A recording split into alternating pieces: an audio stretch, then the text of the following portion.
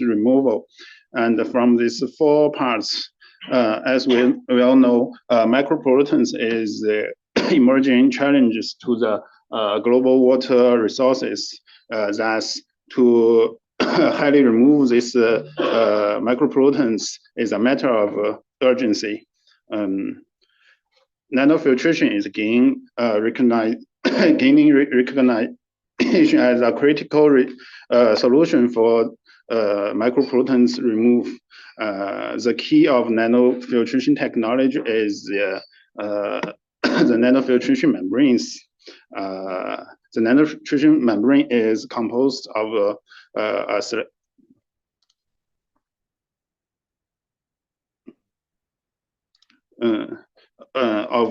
selective layer, a supporting layer, and a non-woven layer. The polyamide selective layer is fabricated via interfacial polymerization, and the structure and the composition of this layer determines the separation performance, and the supporting layer is a reaction platform for the interfacial polymerization, and it is also the structural foundation for the polyamide layer. Thus, if we want to prepare the membrane for micropollutants remove, we should design the structure and chemical composition of the selective layer. Thus, how to design an NF membrane with high micropollutants remove performance. We can get some help from the separation mechanism of the nanofiltration process. The main separation mechanism of nanofiltration is the size-sieving, electrostatic interaction, and the hydrophobic interaction. Thus, we can prepare the nanofiltration membrane to optimize the pore structure, also to improve the surface charge properties, and also to improve the hydrophilicity of the membrane. Thus, some reports has confirmed that this work is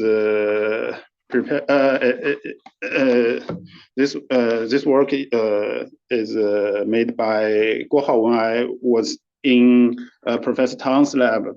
He prepared the hydrophilic PDA coating or hydrophilic TA and iron coatings. He confirmed that the rejection of hydrophobic micropollutants can be enhanced by a hydrophilic surface coating. Also, some work has confirmed that the rejection of charged micropollutants can be enhanced by increasing the electrostatic repulsions. We did some works on optimize the pore structure of the polyamide layers. We prepared laminated PS substrate. We get the laminated PS substrate with similar surface amino group content and varied pore size. We found that when you use the substrate with large pores, the polyamide will entrained into the substrate. Thus, the water flux will be reduced. Then reduce the substrate process or induce the substrate with reactivity. The polyamide intrusion will be inhibited. That we can get a nanofiltration membrane with high water flux. Then we focus on the pore structure. When we prepared the polyamide selective layer on laminated PS substrate, the average pore size will be decreased, the pore size will be narrowed, and the surface defect will reduce. Thus, with the nanofiltration membrane with small pore size, narrow pore size distribution, the rejection to the micropollutants will be much higher. Recently, we prepared a negatively charged PN substrate. we prepared 5 PAN substrate with similar surface structure and different carboxyl group content. Then we we characterize the morphology of the selective layer. We find that the morphology of the polyamide layer will influenced by the surface carboxyl group content and the monomer concentration in the aqueous phase. Thus, the pore structure also be influenced when the carboxyl group content increased. Prepare the polyamide selectively on this substrate, the average process also will be decreased and the process distribution will be narrowed and the surface defect will be reduced. Thus, the micropollutants removal will be improved. All in all, the reduction of micropollutants can be enhanced by reducing the pore size. Then one day I received a task that I should to prepare the NF membrane for the highly removal of BPA from water. I have 3 choices. Which one should I choose? It's difficult for me. Thus, my student, Mr. Xia Zhiyi, helped me to make the choice. We analyze the size, electrostatic, and hydrophobic interaction. First, we should prepare the 4 membrane with designed pore structure, surface charge, and surface hydrophilicity. We get a commercial nanofiltration membrane with PV coatings. Then we washed out the PV coating. We get a nanofiltration membrane with PA selective layer. Then we graft PI onto the surface. We get adjust the pore size and the surface charge properties. Finally, we get graft AMPS onto the PAPI membrane to adjust the surface hydrophilicity. This is a design of the four membrane. Then we characterize the membranes. First is the surface structure. We find these 4 membranes show similar surface morphologies, but PA and the PAPV membrane show the large pore size and wide process distribution. The PAPI and the PAMPS membrane show smaller pore size and the narrow process distribution. For the surface charge and hydrophilicity, PA and the PAPVA membrane showed strongly negatively charged, while the PI and the PAMPS membrane showed weakly negatively charged. For the surface hydrophilicity, PA membrane is relatively hydrophobic. Then PAPV and PAPI is moderately hydrophilic, and the PAMPS membrane showed the highly hydrophilic membrane surface. Thus, we actually get the 4 nanofiltration membrane with designed pore structure, surface charge, and surface hydrophilicity. Then we choose 7 typical micropollutants and using the 4 nanofiltration membranes to get the rejection data for these micropollutants. We find that when the molecular size of the micropollutants is very small, the rejection of the 4 membranes are all very low. That's the size saving may be the most important factor. Then we compare, we focus on PAPI membrane, compared the rejection of the MP and the NA. We find the electrostatic interaction may be also very important. Then is the hydrophobic interactions. For example, for the rejection of IDM, PAPV showed higher rejection compared to PA membrane. Get this rejection data, we want to qualify the influences. First, we calculate the influence of the pore structure. We first calculate the pore size distribution of nanofiltration membrane and find the size of the micropollutants.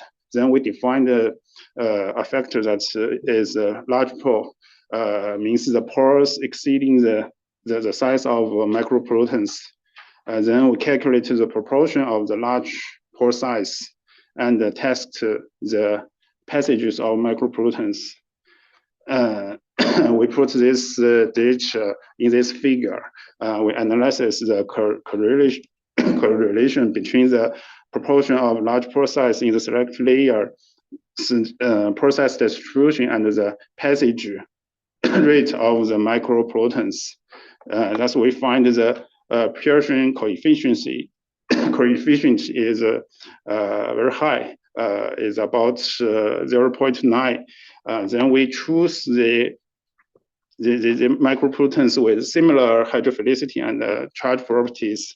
The Pearson coefficient is much higher. It's reached 0.9 and 5. And thus, we confirm that the passage rate of micropollutants showed strong correlation with large pore abundance. Then we want to qualify the influence of the surface charge properties. The fundamental basis of electron interaction could be described by Coulomb's law. Thus, we want to qualify the electrostatic interaction between the micropollutants and the membrane. We should model this interaction, this electrostatic interaction between point to the plane. Thus, we made 4 assumptions. First, the nanofiltration membrane is treated as an infinite plane. Then, the surface charge distribution is homogeneous, and the surface charge is fixed, and the micropollutants are idealized as as point charged. That then we can calculate the electrostatic interaction between the point and the plane based on Gauss's law and the Hansen equation. We can describe the electric field by this equation and the electrostatic interaction force by this equation. Thus, we based on the Hansen equation, the negatively charged